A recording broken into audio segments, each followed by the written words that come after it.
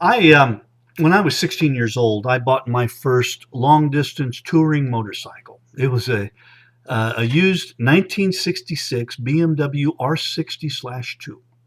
And it was not what most kids would have considered a cool motorcycle. This one.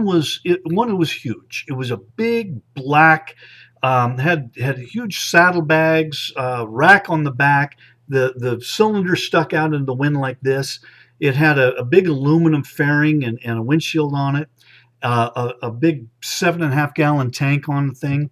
It was designed to go the distance, and that was good for me because from when I was just a kid, I was riding dirt bikes and I did a ton of that in my life.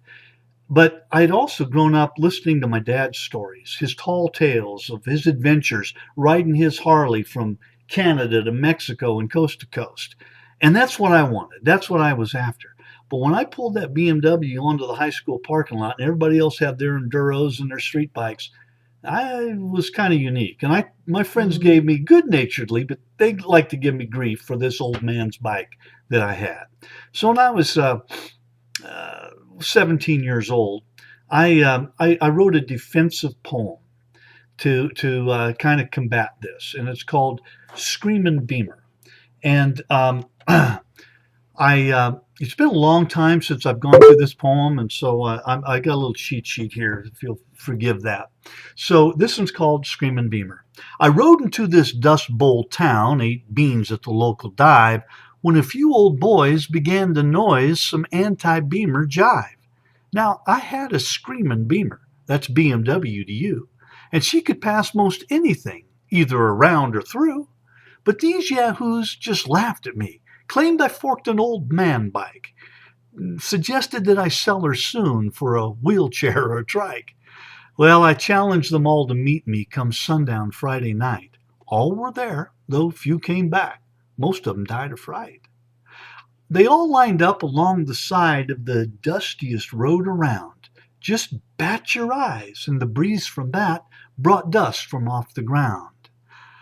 I had the Beamer atop the hill, the crowd stood there below, just a laughin' and a pointin' and a darin' me to go. I fired her up, she came to life and roared like the ocean tide, made mountains quake and people shake and dogs run off to hide. I looked on down at the dusty road, to the eyes peering up from bushes. People around were saying their prayers and making their last minute wishes. I hauled in the clutch and dropped her in gear and said, "Town folk, hold on tight. If you've not seen pure hell on wheels, you're going to see her tonight." I blasted down that dusty road and had already doubled back before the dust from my first pass had lifted from the track, caused eyes to pop and chins to drop till bellies met with jaw. No one could really quite believe what their eyes just saw. Now, I was still disappointed as the end of the ride grew near. The motor hadn't been running right. She had been stuck in second gear. Well, as I slowed and as I stopped, and as I turned the Beamer off, a silence fell across the crowd, except for an occasional cough. 200 eyes were on me. My blood began to run cold. And some man said, "Hooray for him." I thought, that man's sure bold. And he said, "You're what we're looking for. You're just what we need. Our town could be a metropolis, if but my plea you'll heed. No one ventures to our town because of all this dust. So if we're to grow, this dust must go. Really, sir, it must." I said, "I see you're right, sir, but there's nothing I can do." He said, "There is. The answer is your BMW. Mass in motion creates a draft." Now follow my deduction. Your Beamer's speed is all we need to create the needed suction. You can see that with this dust, we're really in a pickle, but you could haul it all on out in the slipstream of that sickle. Well, suddenly, in harmony, a cheer rose from the crowd. It started low, began to grow, and soon was sung out loud. Fireworks fired out, each one followed by a streamer, and a plane was riding in the sky. We thank thee for thy Beamer. Well, a pretty girl with flowers, she kissed me on the cheek. I helped her board the Screamin Bee and took off in a streak. That dust was like a mountain, but I knew that I could move her. As I flew past, people asked, "Is that a Kirby or a Hoover?"